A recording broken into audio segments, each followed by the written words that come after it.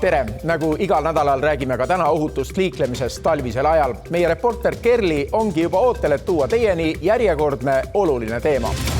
Tere! Tõepoolest teema on oluline. Küllap on iga autojuht tundnud oma elus seda, et tagasõitev auto on ohtlikult lähedal. Eriti ebameeldiv on see siis, kui tegemist on suure veoautoga. Aga kui ma ootamatult pidurdama pean? Seepärast räägimegi täna, miks on oluline hoida piisavat pikivahet. Üldiselt arvestatakse, et juhil kulub ohule reageerimiseks 1 sekund, kuid keskmise Eesti autojuhi reaktsiooni aeg on 1,6 sekundit. See tähendab, et kui linnakiirusel liikuva sõiduki juht alles mõtleb, kuidas reageerida, läbib auto 22 meetrit oma soodu. Aga kui mängus on veel ka nutitelefon või mõni muu kõrvaline tegevus.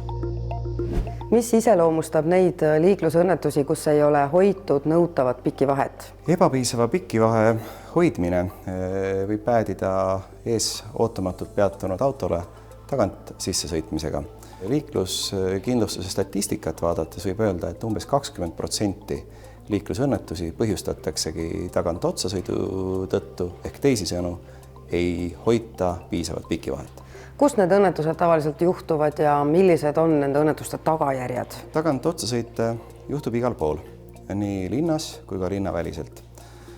On selge, et linnas ennekõike tiheda liiklusega oludes juhtub tagant otsasõite rohkem, see on ristmikel, ummikutes. Õnnetusi leiab aset ka asula väliselt, aga nendel juhtudel on tagajärjed oluliselt suuremad. Kui keskmiselt päädib iga 20. liiklusõnnetus inimvigastusega, siis asula väliselt on see iga 8. liiklusõnnetus. Asula sisesel teel peab sõidukite vaheline pikivahe olema vähemalt 2 sekundit ja asula välisel teel vähemalt 3 sekundit. Seega, sõites kuival ja karedal teel kiirusega 50 km tunnis peaks hoidma pikivahet 28 meetrit. Sõites asula välisel teel kiirusega 90 km tunnis oleks sobiv vahemaa 75 meetrit. Miks arvestatakse pikivahet sekundites, sest seda on meetrites väga raske hinnata. Selleks tuleb valida mõni puu või post, millest ees sõitev auto mööda sõidab ja tuleb hakata lugema sekundeid 21, 22, 23 ja kui te enne 3 sekundit selle sama puu või postini ei jõua, ongi teie vahe 3 sekundit. Mõnedel maanteelõikudel on meie elu lihtsamaks tehtud, sest 3-sekundiline ehk 75-meetrine pikivahe on märgistatud valgete ruutudega teel. Liikudes kiirusel 90 km tunnis peab olema korraga näha 2 valget ruutu.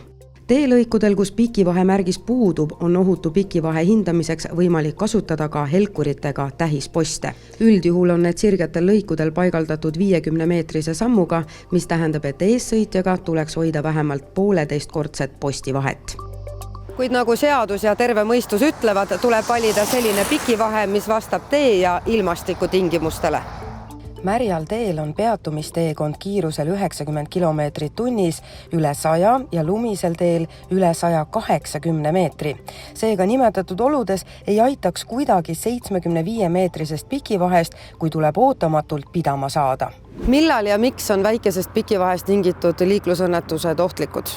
Linnas on see peamiseks tagant otsa sõitude põhjuseks, aga maanteedel, kui hoitakse liiga väikest pikivahet, siis tekivad kolonnid.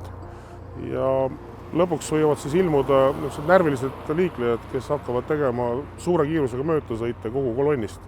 Ja vastutuleva sõiduki puhul ei pruugi sel möödasõitel ole võimalust tagasi reastuda oma sõiduritta. Ja võibki väga raske liiklusõnnetus aset leida. Miks juhid ei hoia ohutut pikivahet? Mis nende vabandus on? Tavaliselt öeldakse, et valmistuti eessõitvast autost mööduma.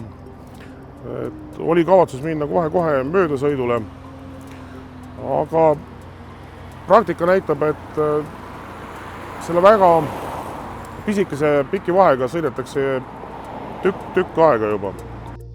Tallinn-Pärnu maanteel aitavad pikivahet reguleerida ka muud teabega kiirusmärgid. Nimelt on Rahula tagasipöördele paigaldatud sõidukite tuvastamise süsteem.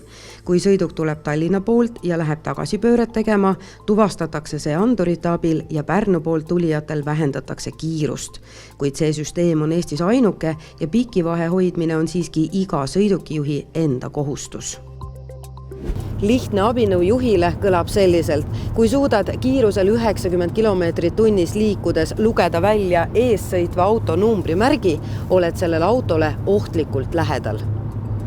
Pikivahe eesmärk on siiski liiklusohutus, nii et käitugem üksteisega viisakalt ja hoolivalt. Head teed!